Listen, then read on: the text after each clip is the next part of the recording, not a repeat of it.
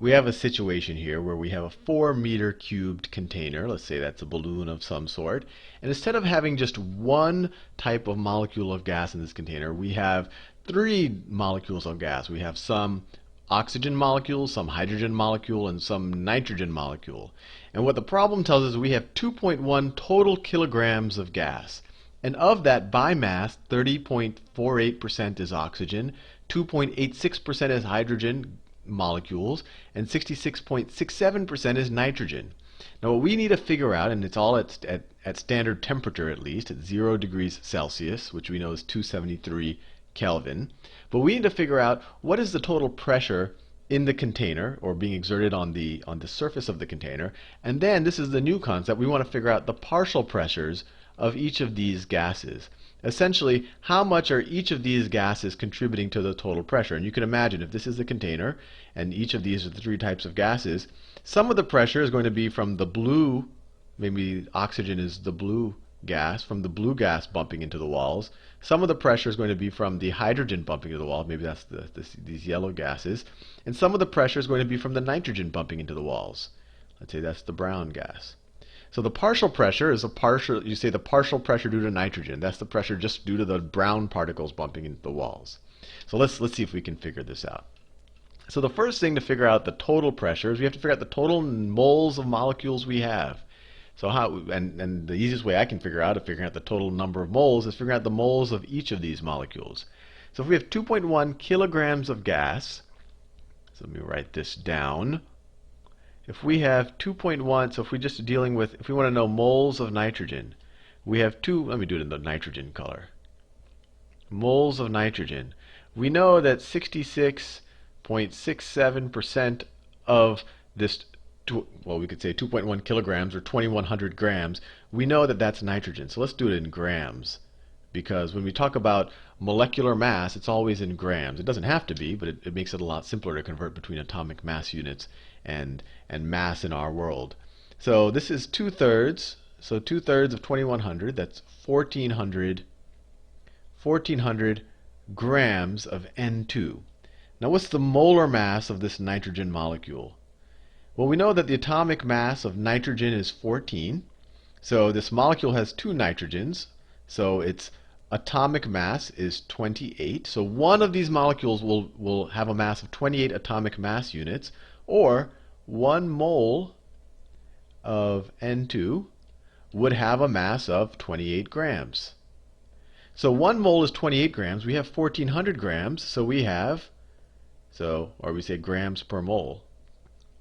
So if we want to keep our units right, so if we say 1,400 total grams divided by 28 grams per mole, and we should get the number of moles. So what's 1,400 divided by 1,400 divided by 28 is equal to 50. That worked out nicely. So we have 50 moles of N2. So we could write that right there. 50 moles. All right, let's figure out, I don't know, let's do oxygen next. So we do the same process over again. 30% is oxygen. So we take, so let's do oxygen down here, O2. So we take 30%.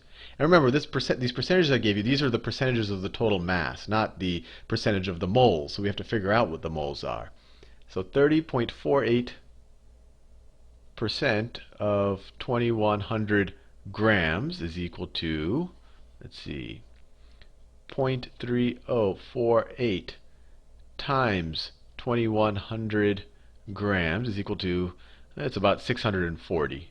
Let's round off. So this is equal to 640 grams. And then what is the mass of 1 mole of gas, of the oxygen gas molecule?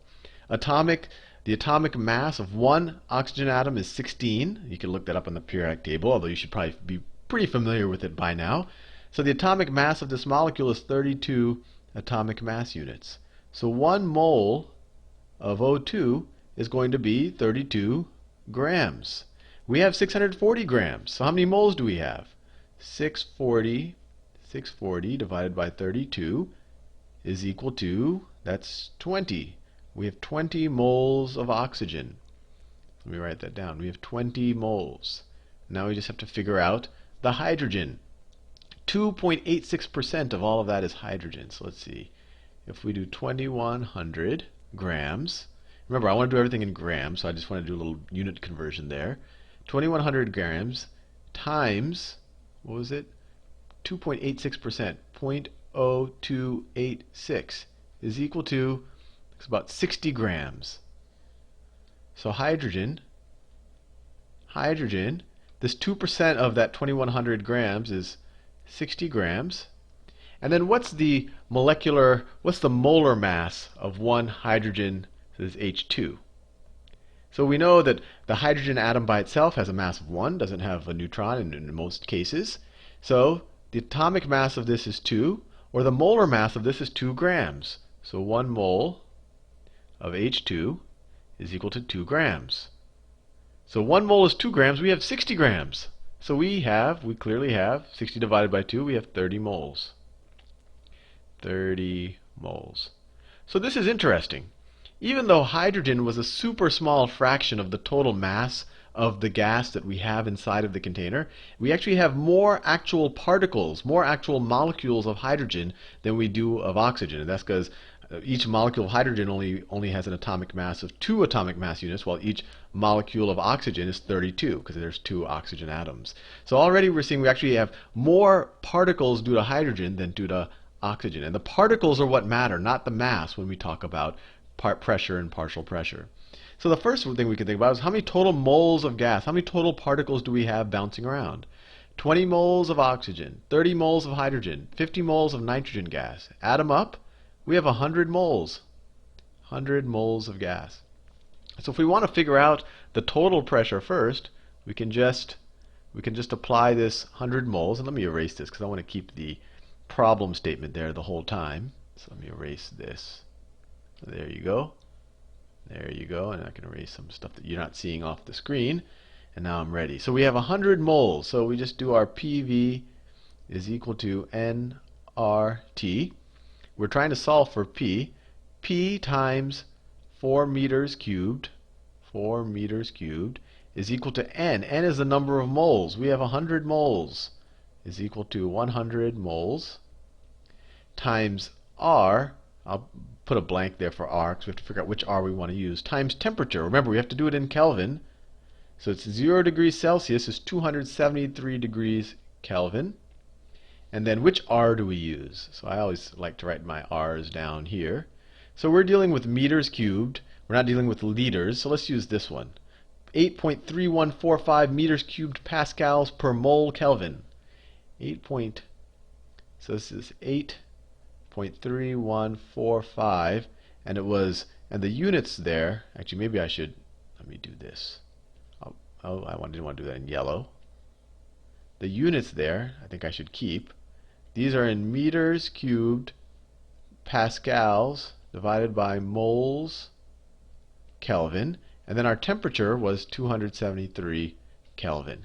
Now let's do a little dimensional analysis to make sure that we're doing things right. These meters cancel out with those meters. We divide both sides of the equation by meters. These moles cancel with these moles. Moles in the numerator, moles in the denominator. Kelvin in the numerator, Kelvin in the denominator, and all we're left with is pascals, which is good because that is a unit of pressure. So we get 4.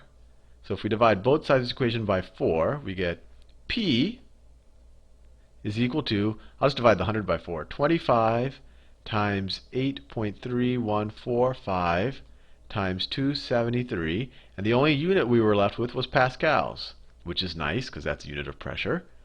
So let's do the math. 25 times 8.3145 times 273 is equal to 56,746. 56,746 pascals. And that might seem like a crazy number, but the pascal is actually a very small amount of pressure. It actually turns out that 101,000, I think it's 325 pascals is equal to, or 101,300 is equal to 1 atmosphere. So if we want to figure out how many atmospheres this is, we could just divide that by 100 and that large number. I think that's right. Let me look it up on this table. Is it 101? Yep, 101, 325. So if we wanted to put this in, we could just write this in kilopascals. That's 56.746 kilopascals. Or if we wanted in atmospheres, we just take 56,746 divided by 101,325. It equals 0.56 atmospheres. So that's the total pressure being exerted from all of the gases. Oh, I deleted that picture. So this is the total pressure. So our question is, what's the partial pressure? We could use either of these numbers. They're just in different units.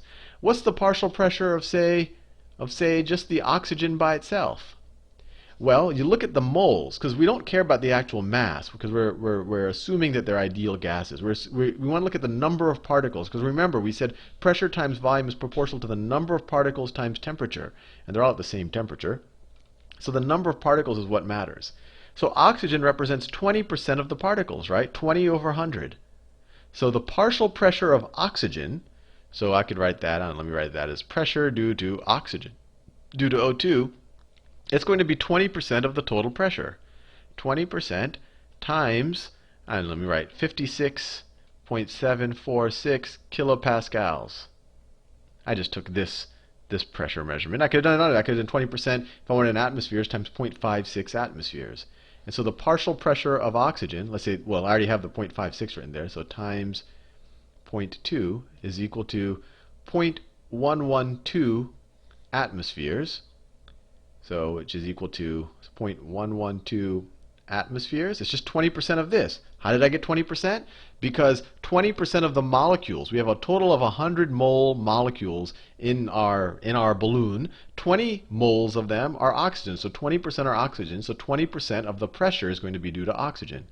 So it's this many atmospheres, or if I took 20% times the 56,000, 0.2 times 56, you get, roughly 11.2, 11.3, or 11.2 kilopascals. I'm just multiplying 20% by any of these numbers, and the number is going to change depending on the units. So you do the same process. What is the partial pressure? What is the partial pressure due to nitrogen? Well, even though 2/3 of the mass is nitrogen, only 50% of the actual particles are nitrogen. So 50% of the pressure is due to the nitrogen particles. Remember, you have to convert everything to moles because we only care about the number of particles. So if you want to know the partial pressure due to the nitrogen molecules, it's 50% of these. So it's 28,300 and let's just say it's roughly 28,000. Well, let me write it. 373 pascals. That's a roughly. Or if you took half of this, approximately 28.4 kilopascals, or approximately 0.28 atmospheres. And then finally, if you want to figure out the partial pressure due to, let me do it in a different color, the pressure due to the hydrogen atoms, the partial pressure due to the hydrogen atoms. Hydrogen, even though it's a very small part of the mass, it actually represents 30% of the molecules. And it's the molecules that are bumping into things. We don't care so much about the mass. So 30% of the molecules, and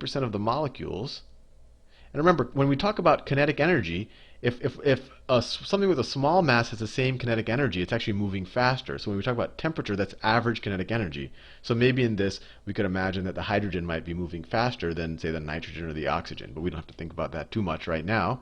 But the partial pressure due to hydrogen is just 30% of any of these numbers. Pick one. Let's do it in atmospheres. Times 0.56 is equal to 0.3 times 0.56 is equal to 0.168 atmospheres. And so the total pressure, the total pressure should be equal to the pressure of each of the partial pressures of each of the gases, plus the partial pressure of oxygen, plus the partial pressure of hydrogen. And so this one we figured out was 0.28 atmospheres. The oxygen was 0.112 atmospheres, and this was 0.168. And if you add these together, you will see indeed that they add to 0.56 atmospheres, which was the total pressure of our system. Anyway, this was a very long and hairy problem, but the key takeaway is that every molecule in the system contributes to the total pressure in proportion to the number of moles it has as a percentage of the total number of moles in the system. I hope that didn't confuse you too much.